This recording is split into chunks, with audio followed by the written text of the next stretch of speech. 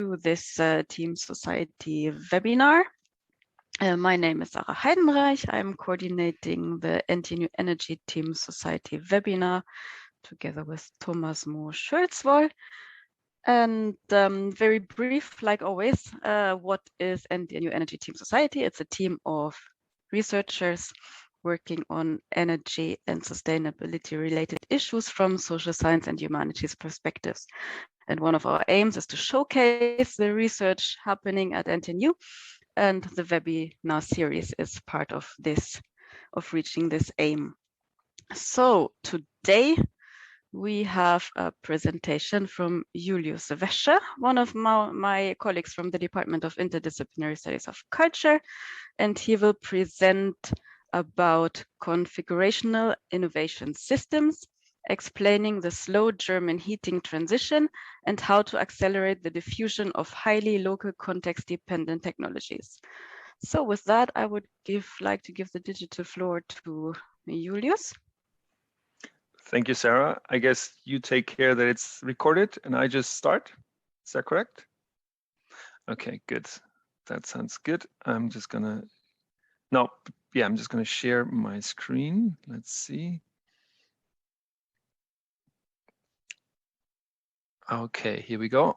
Brad, could you just put the thumbs up if you see it all right? Sounds good. Good, great. Okay, so I've got about 20 minutes. I've got 13 slides with me and for you. And my name is Julius. I work as a PhD.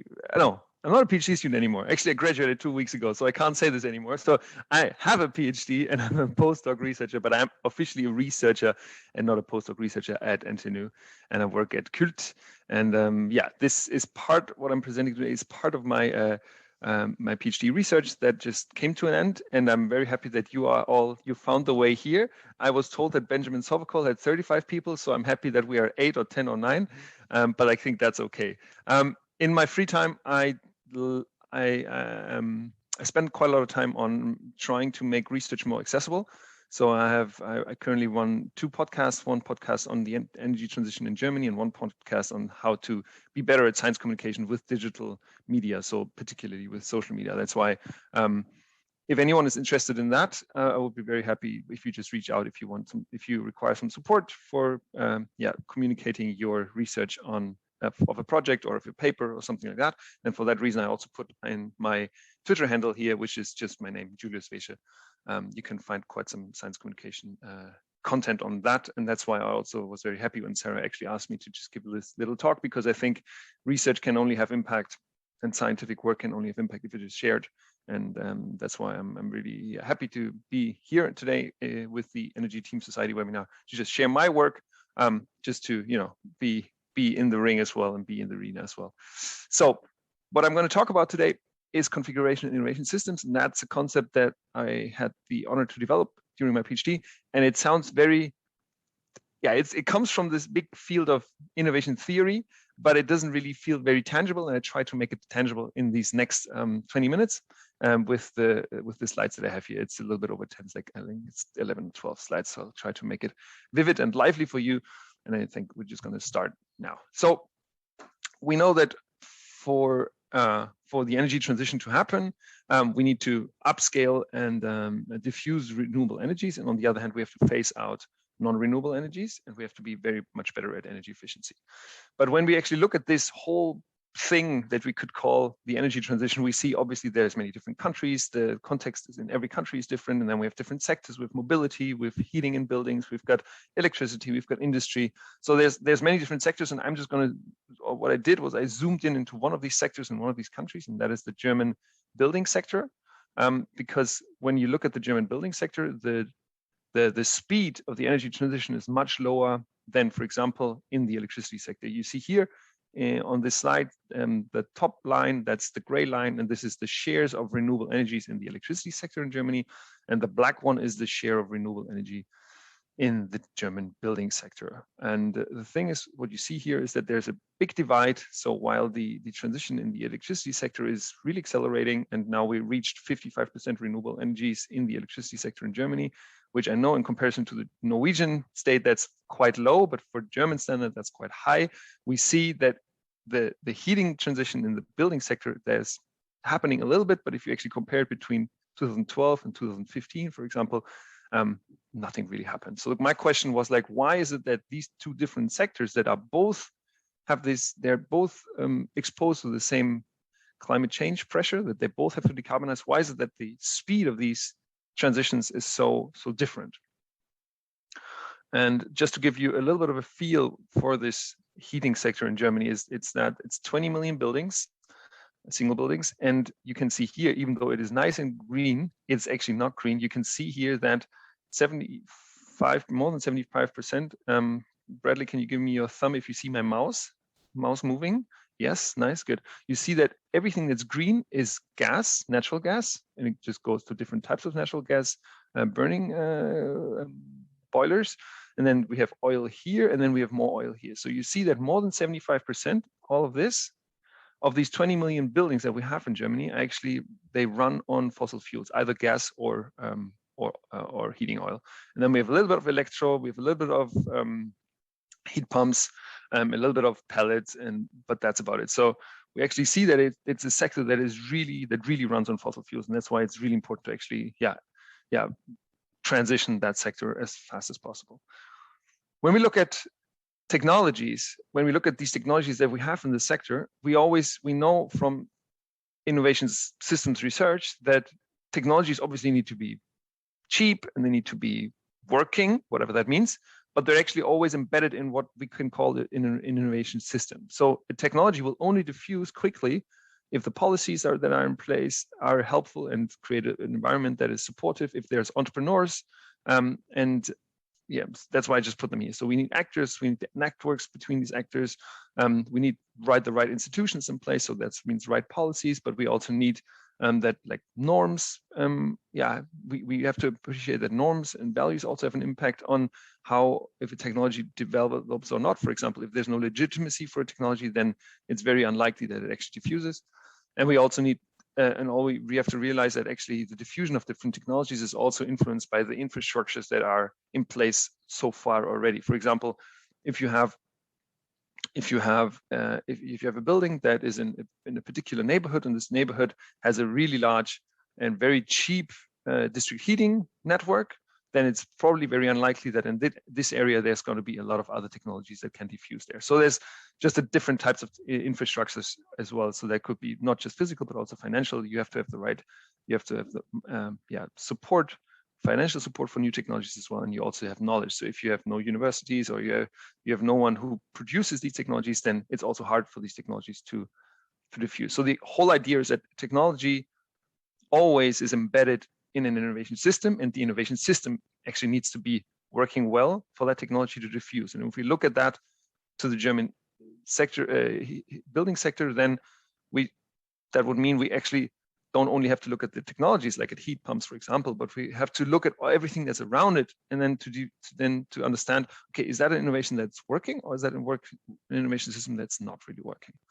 So what I've done for this particular study is that I just very broad.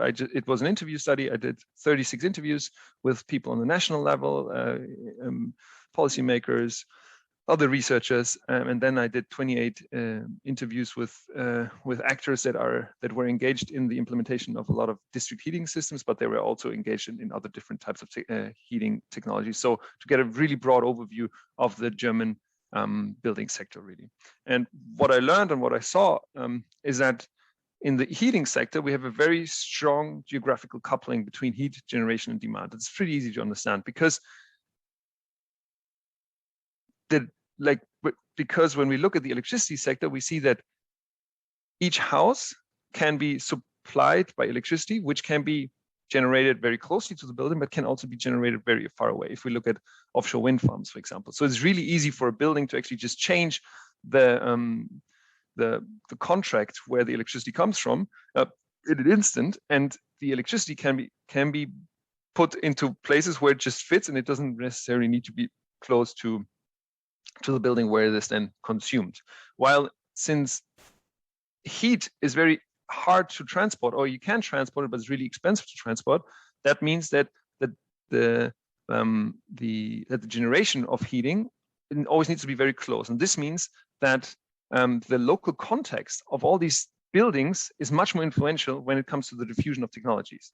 And what we then see is that there's a very high local context dependency when it comes to the generation, but also then the using of heat. And this means that since we have 20 million buildings in Germany, each of these buildings is different, is unique.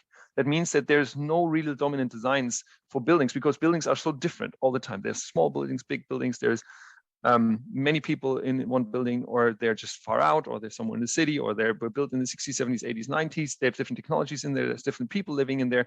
All of these things have an impact what kind of technology is implemented, if a technology at all is implemented. And what we see right now is that the rate of technologies that are being implemented is really low. So actually nothing is really happening. That's because probably it's expensive.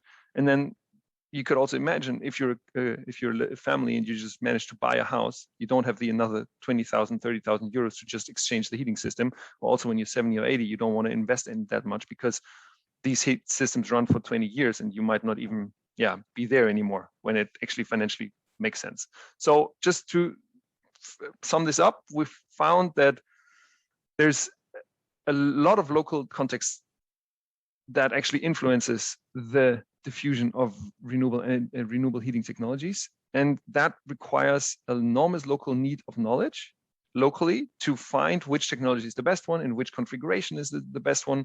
And the thing is that there's not a lot of installers who are actually knowledgeable, because the old type of technologies, mostly gas boilers, were just really easy to implement, and there was a really big margin to be made, a lot of money to be made with just implementing gas boilers. So that also means that then we have a lot of fragmented groups, actually, because there are so many different technologies, so many houses that need to be taken care of. Okay, when we compare this now, I already talked about it a little bit. If we compare it now, this heating sector in the building, this building sector with the electricity sector, we see that in the electricity sector, there's a strong decoupling between generation and demand, while in the heating sector, there's a strong coupling between generation and demand. And in the electricity sector, there's little dependence on the local context. And in the heat sector, there's a lot of dependence on the local context.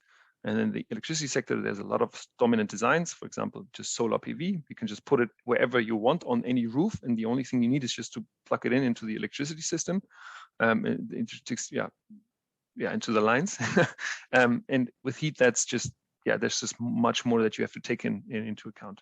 And in the electricity system, it's also just easier to replace technologies with more efficient and modern technologies, while that's not so easy in the heating system, because, for example, if you have heated with a gas boiler for some years, you actually didn't really need a lot of insulation. But if you then want to put in a heat pump, then you actually need to insulate your building much more. So you can't just replace a technology.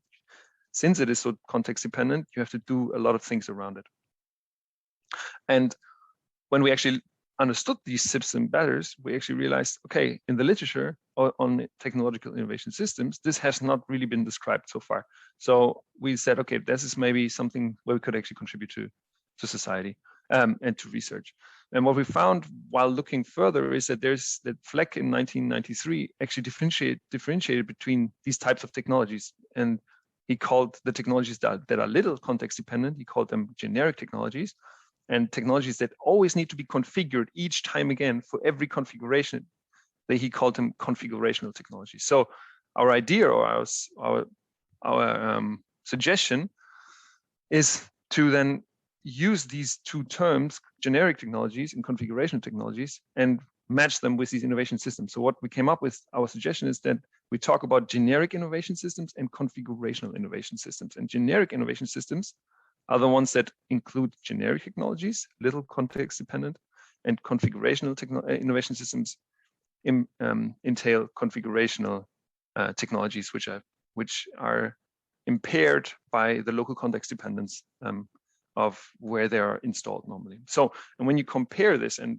this is what we've done in a paper, and I'm not going to go super deep into that right now, but it's that our suggestion would be that this idea of local context dependency of TISs, of technological innovation systems, meaning generic innovation systems and configuration innovation systems, is relative and fluid. And it's not that there's a system where you could say this is 100% configurational and there's a system that's 100% generic, but you could think that it's just a relative scale. So you could say, okay, wind turbines, for example, they also require obviously a local, they have to take into account the local context. For example, here the wind farm on Fusen, there's local context, and that's not just if there's electricity connection there, but also obviously the Sami people who herd their reindeers there. So they can see that even though wind turbines might be less context dependent than heating technologies, it's still context dependent. On the other hand, solar modules, you can put them on pretty much any roof. So the argument would be that solar PV modules and the innovation system that develop around them is more generic or like less local context dependent. Okay, and yeah, this slide just tells you what more like. And then when we look at this, then and at the innovation systems, we could see that these generic innovation systems, it's easier for dominant designs to arise. There's a limited number of technologies. For example, in the electricity sector, we pretty much have wind and solar PV. And there's a lower numbers of actors because the technologies are limited. And that also means that it's easier to formate coalitions, which then is easier to implement cool, like supportive policies. While for configurational TIS, it's harder to have dominant designs. And there's a large number of configurations. There's a large number of technologies. There's a large number of actors. There's many different visions of how the transition could look like. And we found that there's actually, in the case that we looked at, that there's little productive interaction and lobbying. This means that it's harder to actually implement game changer policies. And because of all these reasons, because there's no dominant designs and large numbers of people, and it's hard to implement policies, we would suggest that configurational TIS by default always develop slower than the generic technological innovation systems. So these are my two last slides. What do we take from that? So what are the implications? If we just want to think about this idea of configurational innovation systems, what can we actually do to accelerate the development of configurational innovation systems, and not just in Germany, the heating innovation system, but maybe also when we look at other technologies. So obviously, and that's very general, is there needs to be a supportive environment created for the diffusion of these type of technologies. But very specifically, it should be decided which of the technologies are the ones that need to be supported and which are the ones that should not be supported. And on the other hand, since these innovation systems are already so complex because there's so many actors, there's so many different instances, there's so many different technologies, it just would be good if the complexity could be decreased so that local installers, for example, it's also just easier for them to focus on specific technologies and then to install them instead of just not really knowing what to do. And that's because that's right now the case in Germany, that a lot of installers really don't know which the next technologies will be and that they should focus on. Apart from that, they also like to implement kitchens and baths, and that they get more money there than installing heating technology, but that's a different game. So what measures could be done is like, most promising alternatives should be chosen, and measures should be created that focus to support these particular technologies. The support for measures that are not envisioned to be part of the future should be decreased. And what's really important in configuration innovation systems, because there's so many technologies and because there's so many actors, is that to facilitate that vertical and horizontal knowledge exchange needs to be facilitated. Vertical knowledge exchange would mean that different actors on the same level, for example, on the local level, would be able to talk to each other to see what technologies fit in which instances.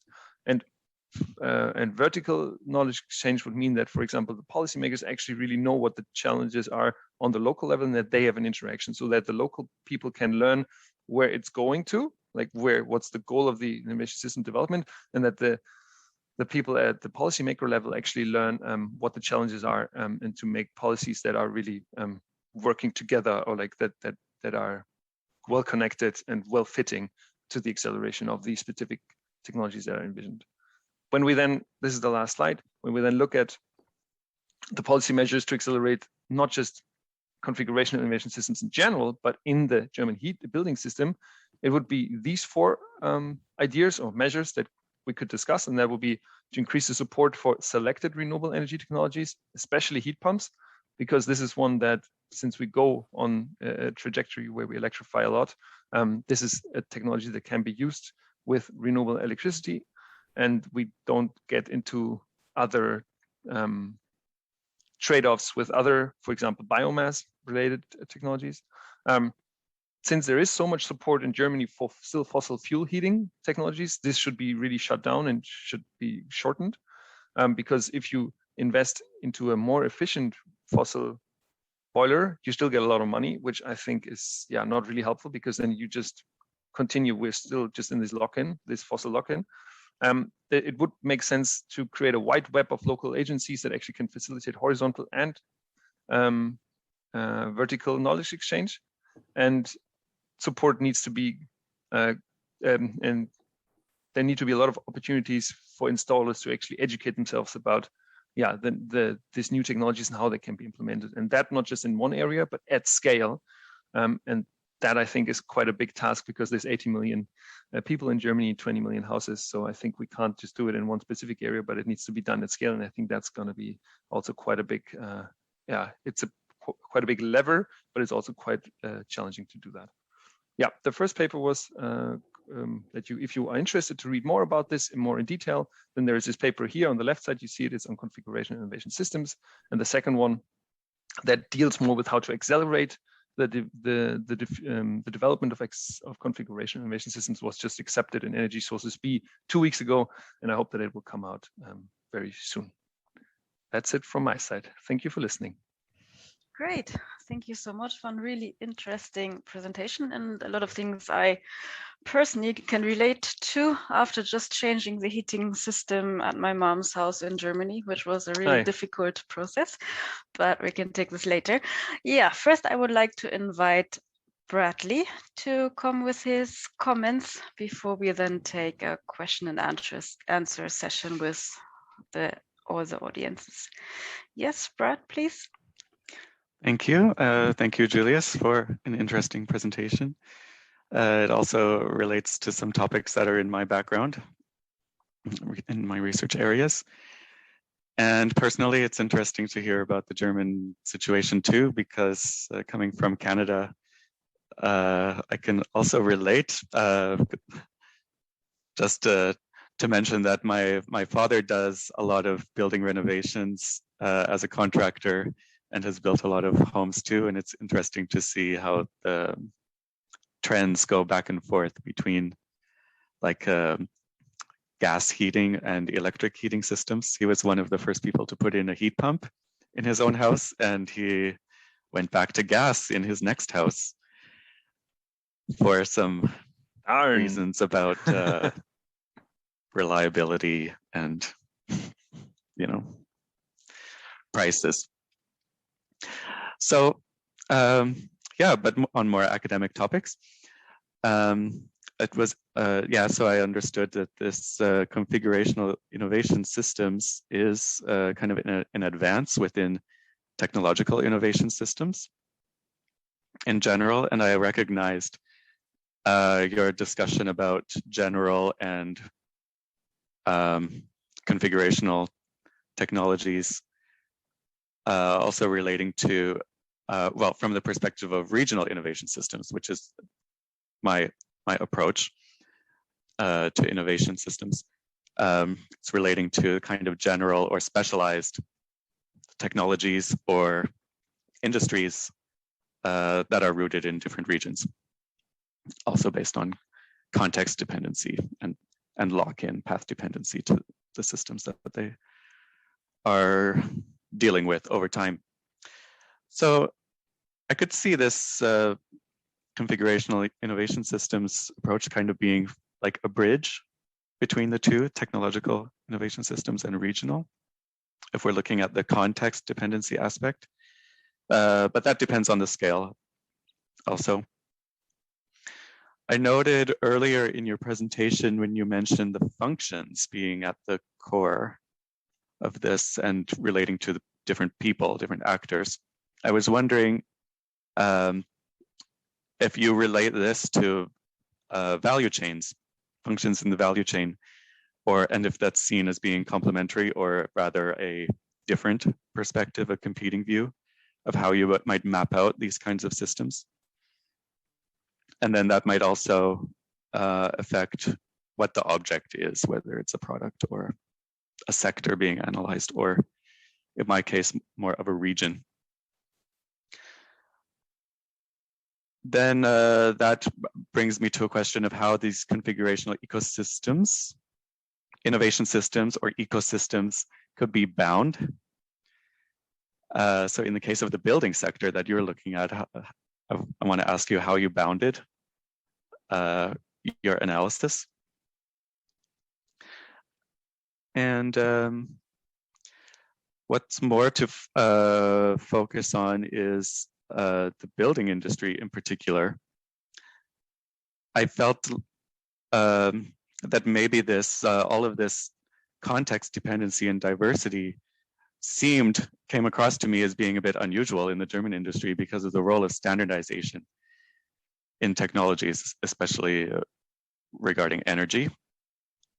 But when there's a lot of different systems being developed for different contexts, what do you think the role of standardization will be?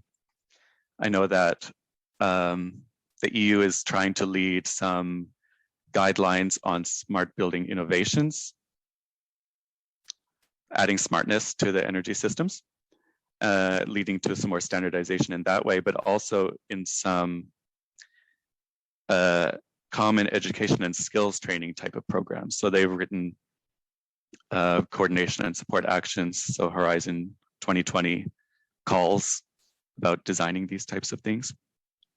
So where do you think that could fit in? It was interesting that you ended up, again, reflecting on the actors in your policy implications regarding education and skills. I think I can leave it at that for now, and I can follow up with another question if there's time. Okay, thank you, Brad, for these insightful questions.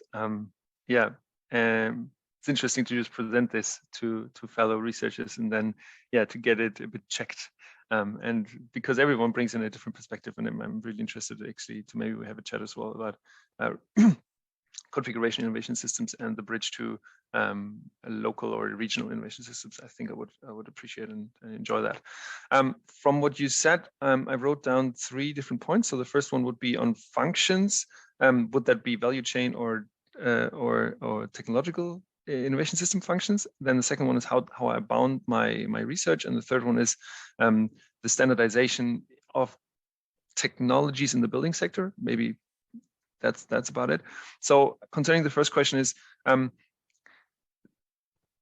in technological innovation systems approaches, there is this idea that there's this technology that is embedded into all these other things. And when you want to assess if a system works well or if a system works not so well, one way to do this is to use what's called a functions approach. And there are different sets of functions, and one set of functions are these 7, and they're from Heckert 2007 et al. And they just present what they think what needs to happen in a system and what are the key processes to happen in a system in order to diffuse a different technology. So I'm not gonna go through them, but I'm just gonna name them. So you need entrepreneurs and entrepreneurial activity, you need knowledge development, knowledge diffusion, you need clear policy, you need market formation, resource mobilization, and legitimacy for these technologies.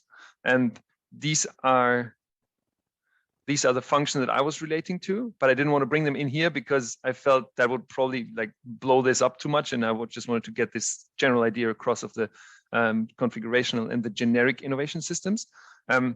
So I was not really thinking about value chains, but I was thinking about technological innovation systems functions as key processes of an innovation system that need to work, need to function. But maybe in connection to value chains, that's something that we could also pick up. But I have to say, I don't really know about that a lot, but maybe that's something that would be interesting actually.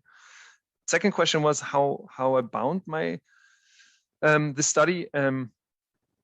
In TIS approaches, so technological innovation systems approaches, they actually try to go across borders because they said that this approaches of national innovation systems and regional innovation systems, these boundaries that are drawn actually inhibit like a holistic approach of understanding why specific technologies diffuse and why not. So they actually try to get over this boundary. But when you then look at different studies, it's very often, again, within a country. And I also did that. And I bounded it in Germany, because the reason is that the diffusion of these type of technologies and probably other technologies are very much influenced by the specific supportive policies and supportive schemes that are actually available in specific countries.